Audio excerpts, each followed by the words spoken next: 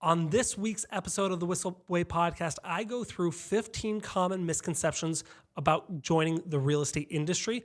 I ask Kyle rapid fire these 15 questions.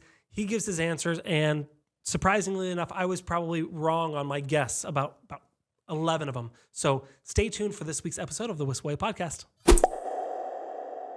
Kyle, I've got a list of 15 common misconceptions about real estate agents. And I want to ask you them, and I want your honest answer if it's true or false, and then I want you to explain them a little bit for me. 15 and 30 minutes. We're going to go quick? It's going to be rapid fire today. Rapid fire. Let's go. Let's go. This is Brian's new favorite phrase. Let's go. You should put it on a towel or something. Yeah, nobody's ever said it before. Brian just got introduced to sports terms recently. No, I've just been watching it a lot, and now I'm annoyed with it. Let's go. Cool. Welcome to the Whissel Beer podcast. My name is Kyle Whissel, your host with Whissel Realty Group and eXp Realty here in San Diego. My name is Brian Kochi, Director of Marketing here at Whissel Realty Group. The goal of the show is to give you the tools, techniques, and tactics to go out there and crush it in your business. Number one way we like to do that is to answer the questions that you have for us. So rather than us guessing at what you want to hear about, we just listen. So if you have a topic you want to have us hit on, just go to thewhisselway.com. You can ask us questions on there, subscribe to the podcast and YouTube channel. You can join our private Facebook group and our email newsletter list so we can send you a bunch of tips and tricks and get on our referral list for all the people that are leaving California. So if you want to get on there, go to thewhisselway.com. You can also get dialed in with our video content creation course called the Media Mayor Mastermind and really start to crush it with video in your market. And that's a course. And then we also do a mastermind every 2 weeks with Brian and I sharing tips and tricks of what's working for us today to supplement that content. So all that, thewhisselway.com. Let's roll. All right, Kyle. So I want you to give me a true or false on each of these, right? So real estate, it's easy money. Is that true or false? True. If you put in the fucking work. The problem is people don't put the work in. It's really not that hard. But I have a lot of people that get in the industry and think it's going to be easy money and think that they don't have to work. So it's really not hard. But everybody comes into this industry. I can't tell you how many people we've interviewed. Like, you just tell me what to do and I'll do it. And then that lasts for like 5 minutes. Like, it's not hard. If you just prospect 2 hours a day and you stay in touch with your sphere of influence, take great care of your clients, stay in touch with them after the sale, provide great service, and focus on building relationships, it's easy. But people they won't prospect. Like, prospecting is the number one thing. So if you could just prospect 2 hours a day, every day, 5 days a week, no matter what, I don't care if you have one deal pending or 100 deals pending, 2 hours a day, every day, it's really easy. It really is. People just won't put the work in. Everybody says they want it. They just won't do it. That flows into a lot of these down the line, so that's great. Cool. All right. With real estate, you make your own hours. True or false? True, which is a drawn out true. Yeah, it was. You do make your own hours. I think that a lot of people, they allow their clients to run their schedule instead of them running their schedule. So you can make this a 9 to 5 if you want to. You can. If you want to, if you work disciplined and you make sure your clients are aware, these are my hours and this is how things work, you can make your own hours. The problem is, just like the last one, people, they don't control things. They allow their clients to control their schedule. And the analogy that we use all the time in our office is that you have the ability to make the same amount of money as a doctor without having to have gone to school for 5 or 10 years like it takes to become a doctor. You can make the same amount of money as them. Don't have to put in the time in school. Don't have to accrue all the crazy debt that a doctor has to accrue. And you can make the same amount of money, but you just don't run your schedule like a doctor does. Because I don't know about you, my daughter had a checkup at the doctor today. We didn't get to call the doctor, be like, yeah, you know what? We want to come in at 1:15 on a Monday. That's the time we want to come in. Like, no, the doctor was like, next available appointment I have is Monday at 1:15. All right, we'll take 3 it. months from now. Right? Like, that's, yeah, I mean, we booked that a while back. Like, that's how it worked. Or so many other industries out there, like, you don't call and get to tell them when you want to come in. You come in when they tell you can come in, when they have the availability to see you. But in our industry, a client's like, I want to go see this property at 7:30 p.m. on a Saturday night, and that's the only time I can see it. You're like, okay, I'll be right there. Oh my gosh. Like, no, you don't have to do that. That 7:30 p.m. on a Saturday is not the only time they can see the property. So if you control your calendar instead of allowing your clients to control your calendar, you can make your own schedule. I thought you were going to go a little different route with that. I thought you were going to say, yes, you make your own hours, but that doesn't. A lot of times I think when people go, oh, I get to make my own hours, they're thinking like 12 hours a week. You get to make your own hours, but it's usually more. Running a business, you work more hours than you should work more hours than a normal 9 to 5. Well, the problem is most agents work 12 hours a week, which is why they don't make the money that they thought they were going to make. But if they put the work in and worked a full 9 to 5, it's John Pugh led one of our huddles recently, and there's a ton of agents that are looking to get out of the business right now because they're not making the kind of money they want to make. And what's funny is they're spending so much time searching for other jobs. Like, where am I going to go when I get out of real estate? One, if they could just take the time they're spending looking for the other jobs and use that for prospecting, they'd be fine. They wouldn't be looking for other jobs. And then the funniest part of the whole thing is they're looking for other jobs that are going to have a 9 to 5 schedule. If they just worked the fucking 9 to 5 schedule now, they wouldn't be looking for other jobs either. True. All right. Kyle is not passionate about that one. All right. Next one. In real estate, every day is different. True. True or false? Absolutely true. I think that if you can work a routine schedule, that you can have, a decent routine and things are very similar, but no 2 days are going to be the same. I mean, you're dealing with all kinds of different clients that are, from a wide variety of backgrounds. I mean, and one day I might get a lead that's looking to buy a mobile home, and I might get one that's looking to buy a mansion in the same day. And that the type of client that I deal with is so different. The type of property that I deal with is so different. The things that are going to come up throughout the process of, their financial situation, qualifying for their loan, the condition of the home. There's a lot of variability in it. So every day is different. I don't think you ever have 2 days that are the same. Thought you were going to go different there too. But good. But you talked about as within your schedule. I thought you were going to say lean more towards false because every day should be similar, right? You've got your prospecting, you've got your appointments. I thought that's where you were going to go, but I like it. Next one, real estate. Real estate is a glamorous job. True or false? Oh, you've never had somebody show one of your listings and take a shit in the toilet and not flush it. Never had that happen, had you? Yeah, I mean, dude, there's parts of it for sure that can be glamorous, but there's a lot of parts that most people don't share. Where you've walked into a house that has the issue I just described, which I've had happen. There's the houses you walk. The worst one that I ever had, it was a foreclosed home. I walked in, opened the door, took a step in, and like cockroaches just fell on my head. They were all around the door frame or casing. And as soon as I walked in, they all just fell on my head when the door opened up. So like, that's not very glamorous. I had the first REO listing or foreclosure listing that I ever got. We went in the house, like you have to like break into these houses and stuff. So we like break in the house and we take the pictures for the bank. Everything's cool. Get back in the car. And I realized there was like fleas all over my legs. I was like, oh, fuck. Next morning I get in the car and there was fleas all over the car. So I was like, all right, I have to flea bomb this thing. So I literally flea bombed, like I got one of those foggers and I fogged my car and it worked. It got rid of them all. But so when I went to go drive the car, obviously the smell was pretty strong because those things aren't made to be. And this was like a Honda Civic that I had at the time. So it's not a big car. So I flea bombed my Honda Civic. And then I went out to breakfast with some friends, but the car smelled so bad. I was like, I'm going to leave the windows down a little bit to like air it out. And I went to breakfast and the windows were down. Somebody broke in the car and stole a bunch of my stuff. So like, yeah, none of that is glamorous. All right. So basically selling Sunset is not a true story or... I mean, I have some friends on the show, so I don't want to talk a lot about the negative, but it's not, the show is not representative of a traditional day in the life of a real estate agent. We'll say that. Cool. Yeah. I wasn't trying to shit on them. I was just, anyways, okay. I mean, but they know, let's be real. They know it's all bullshit. Like, it's completely made up and, it's staged and all that. Now, there's some real aspects within the show, but it's made for TV. It's entertainment. And I gave you the out, and you're like, thanks. Let me dive deeper. Okay. With real estate, you can start earning money immediately. True or false?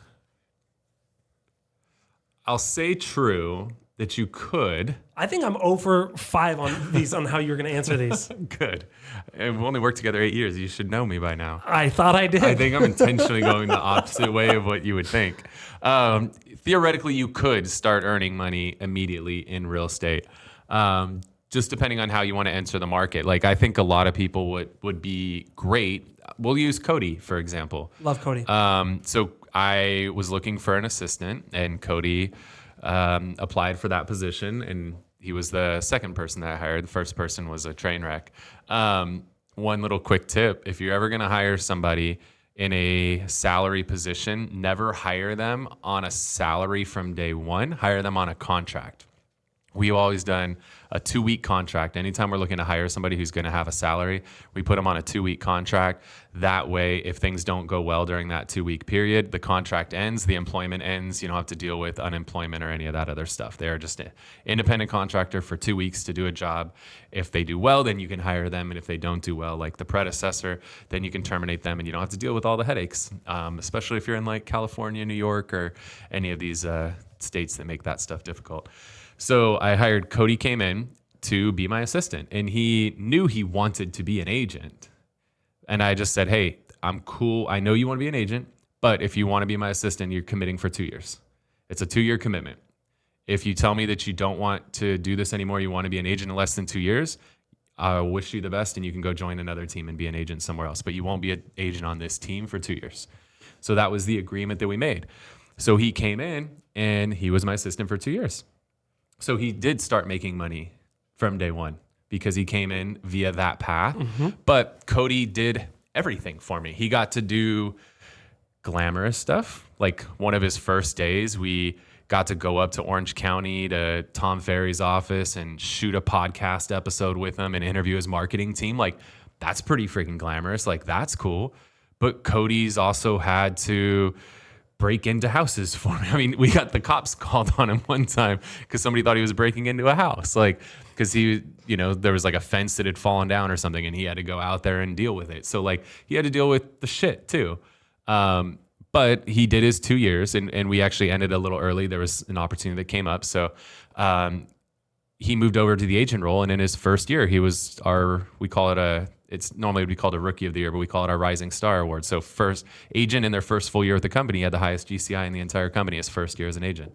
So he came in, made money from day one, and just paid his dues and learned for 2 years. But he was in the car with me all day, every day. He was in the office with me all day, every day. He learned everything so that when he made the shift to be an agent, he had such a huge head start on the competition that he was the top new agent in the company his first year. And I interviewed Cody. Tom, if you can put that podcast in the show notes and on YouTube, I'd appreciate it. If you guys want to see more about that and Cody, I think it said how I made over $200K my first year as an agent. That's that one. All right. Yeah, we should know. He made like 200,000+ GCI in his first year as an agent. So that doesn't suck. True or false? Real estate agents are always trying to make a sale. True. I think that whether we're outward with it or not, we're always thinking about that. I think that if you're not always thinking about it, now you have to learn how to control it so you don't have what they call commission breath, where it's obvious that you're constantly looking for a sale. But you better believe I'm at the pool party. If I overhear a conversation, that if there's an opportunity for me to get involved in it, I'm going to. Or if I'm in talking to people, I can intertwine or interweave in like what's happening. I'm absolutely going to. So I think that agents are always thinking about it. It's the hard part is understanding how to control it so that you don't come off as like the cheesy sales guy that's always trying to make a sale. But you got to control it. Yeah. And I think to add to that, agents are always trying to make a sale. The way it's phrased can sound negative, but trying to make a sale, it's not like, yes, I'm going to try to make a sale, but I know it's going to take 2 years with you. And I'm not going to push you now to buy or sell something now if I know that in the future is where you want to go. So, cool. True or false? Real estate is all about selling houses. No, not at all. False. To me, successful real estate is all about building relationships. So the agents that are very transactional, they have much lower ceilings than the agents who are relational. Some of the best agents, here in San Diego, two of the agents I look up to a lot and have massive respect for, Melissa Tucci, Greg Phillipson. Like, they are amazing people that are so focused on providing an amazing experience for their clients and building relationships with their clients and with vendors and referral partners all over the place, that like they could literally never make a call again and they could sell 100 houses a year just from the relationships that they've built. So I think that if somebody wants to be very successful in this business, you should focus 90% of your time on the relationships, 10% on the transactions.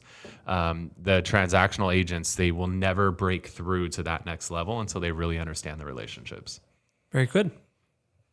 True or false? This one's an interesting one. Real estate agents are unnecessary in the internet age.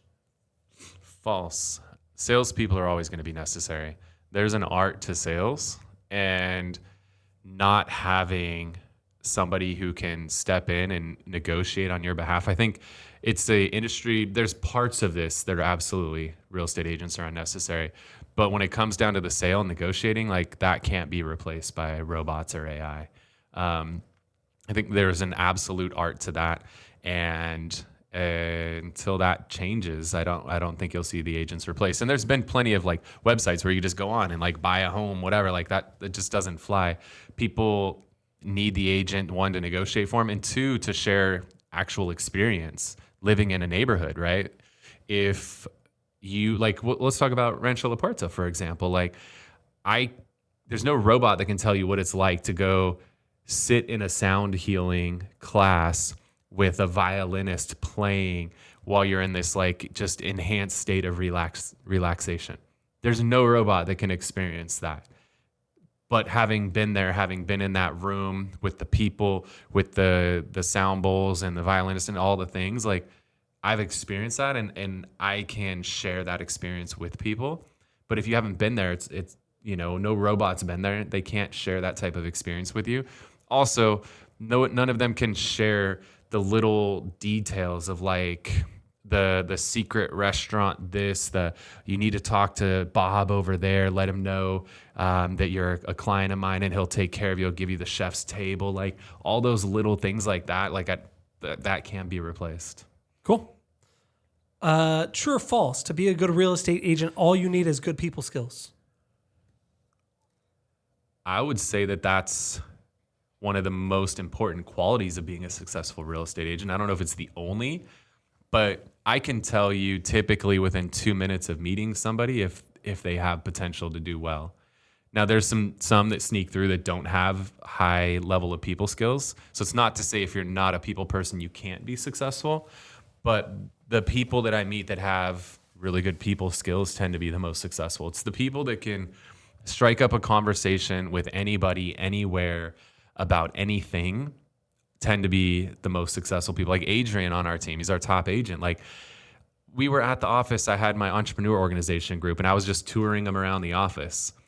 And Adrian struck up like a 20-minute conversation with them, right? Like he could talk to anybody, anywhere about anything. Like that's great. Carly on our team is great at it. Evan Wagley's great at it. Like we have so many people that can just talk to anybody about anything, anywhere. Those people tend to be the best. So people that have those people skills typically thrive.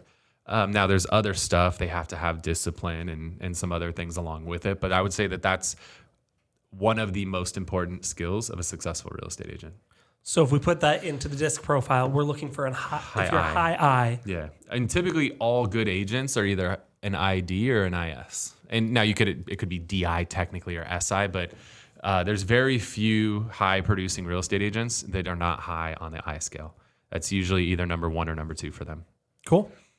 True or false? The real estate agent's commission is too damn high. A lot of agents are getting paid way too damn much. There's a lot of trash agents out there that are getting paid way more than they deserve for doing absolutely nothing. So I think because if you factor them into the equation, yes, the answer is yes, because there's a lot of agents who do absolutely nothing for their clients.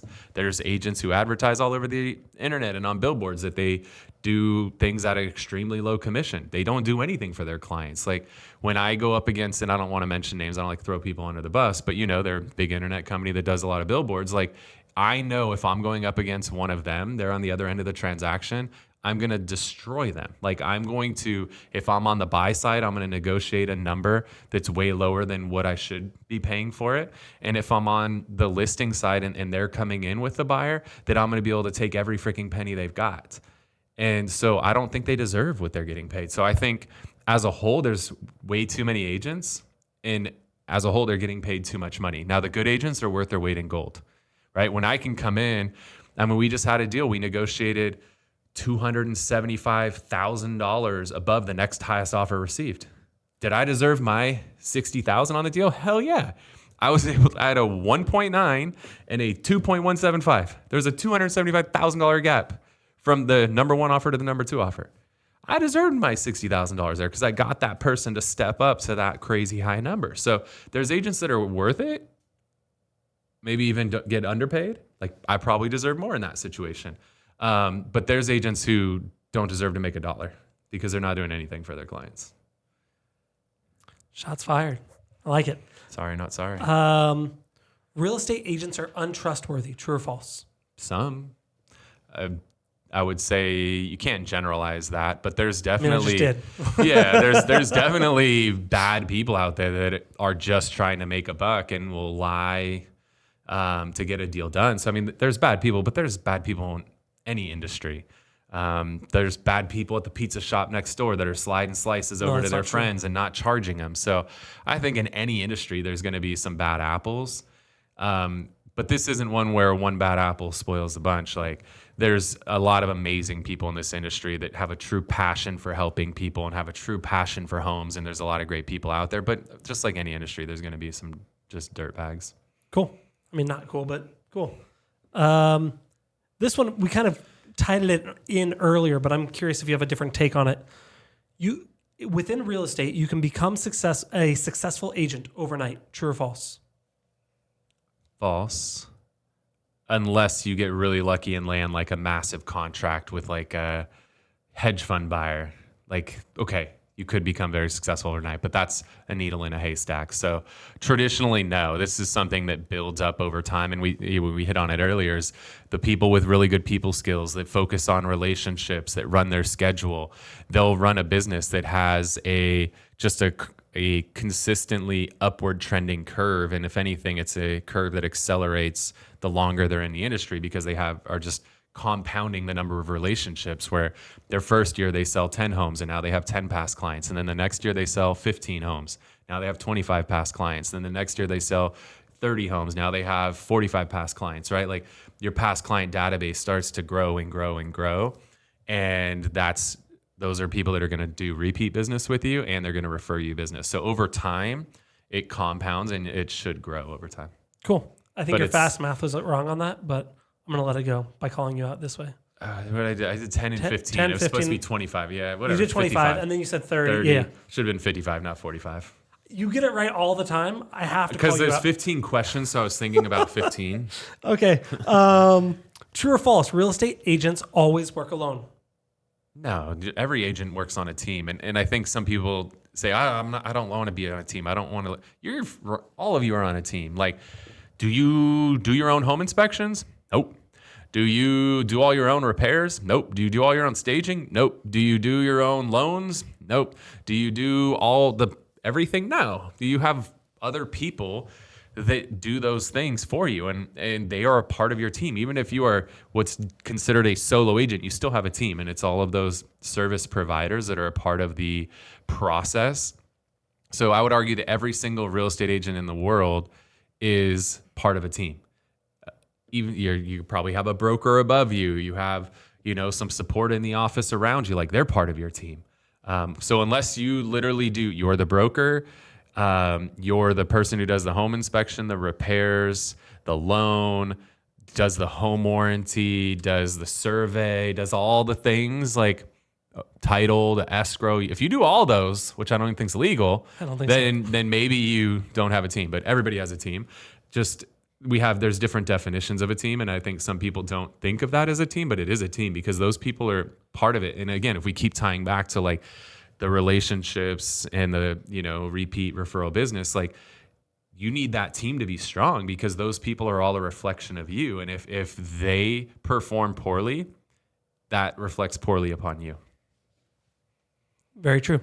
I'm glad you took it there because it was obvious that real estate agents always work alone is false, right? Like there's teams all across the country, but I'm glad you took it there. Number 14, true or false? Real estate is a fallback career. For many people, true. I don't think a ton of people grow up saying, I want to be a realtor.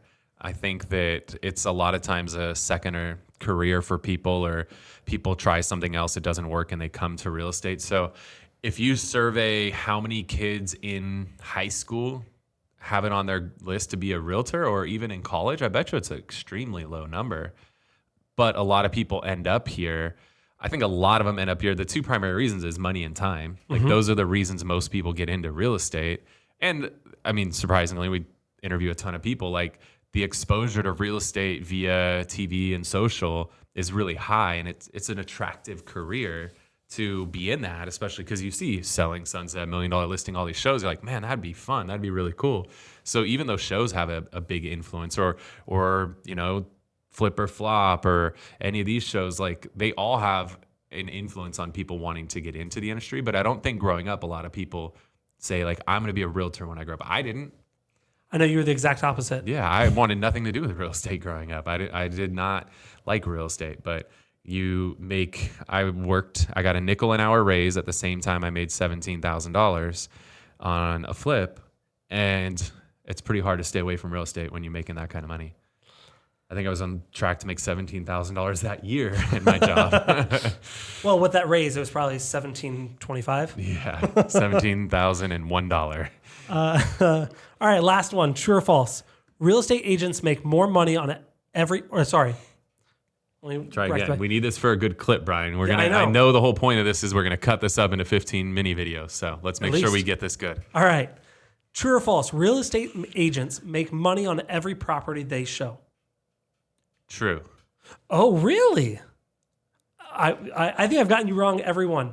Good. True. I'm glad. Please tell me more. I like this. Because every no is one step closer to a yes. So we've run through numbers. We actually did a really cool meeting in our office where we help the agents understand like how many dials does it take to make a contact, and then how many contacts does it take to set an appointment, then how many appointments do you have to go on to get a contract, and how many contracts do you have to do to get a closing.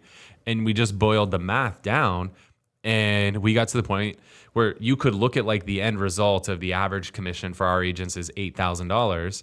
So you could look at it as like only the homes you showed that you closed, you made the $8,000 on, but all of those every time you made a phone call, when we boiled it down to mathematically, every phone call is worth $20. So every no and every yes is worth $20. It's just you had to make 400 phone calls to get to that one closing. So if you do the math, 8,000 was the end result, but it took 400 initial dials to get there. Every dial was worth $20.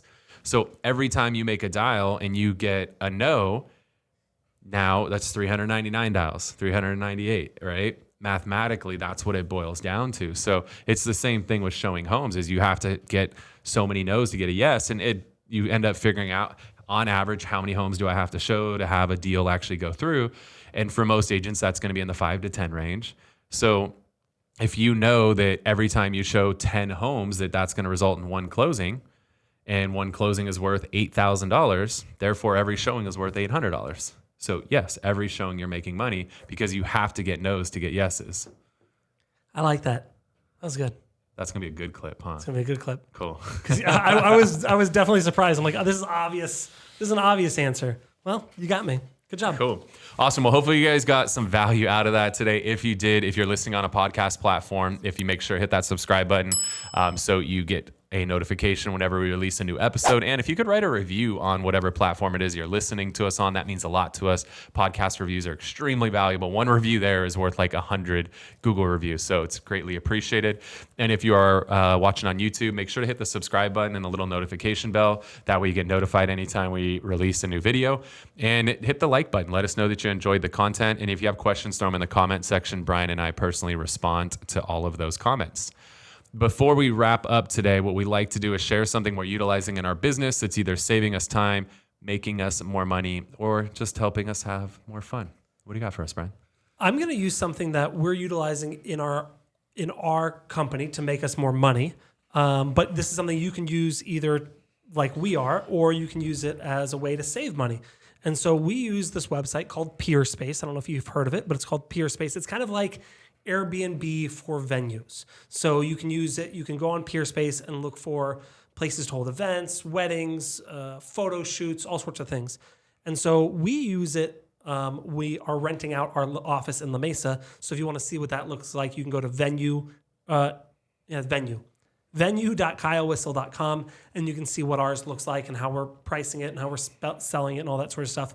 But you can also use Peerspace as a way to find, hey, I'm going to have a company-wide meeting. I need a big space to rent. Check out that. Or I want to do a photo shoot day and I want to have this kind of old, this look that I'm looking for of homes in the 1920s, and we want to do a photo shoot there. Look at Peerspace and see what they have. But that is my widget this week. Cool. The widget I want to share now, I know that I found this not the same for everybody, so it depends on the type of account that you have. But one of the keys with posting on Instagram that's going to help you be successful when you're sharing reels on there is making sure that you're using the audio and the hashtags that are actually trending at the time. So if you're just using played out songs that have been, used in 1 million reels and hashtags that have been used 5 million times, like, you're going to get lost. So you want to use what's trending. So depending on the type of account you have, I'm going to tell you how I access it. Hopefully you have the same thing, but you should have what we just went through this with our team. What type of account should they have? A creator account. Yes. Should have a creator account. That'll make sure you have access to all of the music and you have access to all the analytics. So hopefully if you have a creator account, you just tap on your face, and then there's going to be something that says professional. So that'll take you to your profile. Within your profile, you're going to have something that's called professional dashboard. You're going to open that up. And if you scroll down, there should be a section called tips and resources. And then within there is Reels trends. And that's going to tell you what are all the audio clips that are trending right now, as well as the hashtags that are trending. What I like to find is to find the stuff that is not the one that's had, like when I look on here, there's something that's been in 1.4 million reels. Like, I'm probably not using that because that's been used so many times. But then there's another piece of audio in here that's been used 11,000 times. Like, that's one that's like an emerging trend. So I try to focus on the ones that are the emerging ones, not the established ones. And same thing with the hashtags. I'm not trying to use the hashtags that have been used 1 million times. I'm looking for the emerging ones that have been used, like hashtag Utopia, 1.2 million reels. But where's one with a small one on here?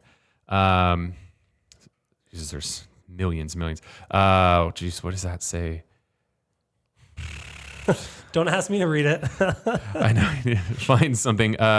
Leagues Cup 2023, which I'm assuming is probably like some sort of sports thing, soccer, I would guess. That's rugby. Rugby could be 5,809 reels. Like, that's been used in very few. That's an emerging one. So I'm looking for stuff like that's emerging. Those are the ones that you can get in front of the trend and be a part of the trend, and then everybody follow you on it. So Instagram's letting you know these are trending. Get on the trend earlier rather than later, and you'll have more success. Yeah, we've looked at that. Kyle's account has it. My account doesn't. Tom's account has it. Whissel Realty's account doesn't. Instagram is famous, in my experience, for testing things for different people for no reason that I can discern. It's not, oh, well, they're only doing it for people 10,000 followers or more. It's a mix of 1,000 things, and I don't know what those 1,000 things are, which is super fun, but also infuriating. I love you, Instagram. And there's other websites out there you can find trending audio and stuff. Again, just try to find the stuff that's the emerging trends, not the established trends. Cool. And I think that'll help you guys out just get more traction on the content that you're creating. Very good. Awesome. Well, appreciate you guys tuning in this week. Again, I'm Kyle Whissel with eXp Realty here in San Diego. I'm Bryan Kochi. We'll see you next week. Wait. Before you leave, I want to share some more tips and tricks that we're using in our business to take it to that next level. Just click right here. And don't forget to subscribe. Click right here.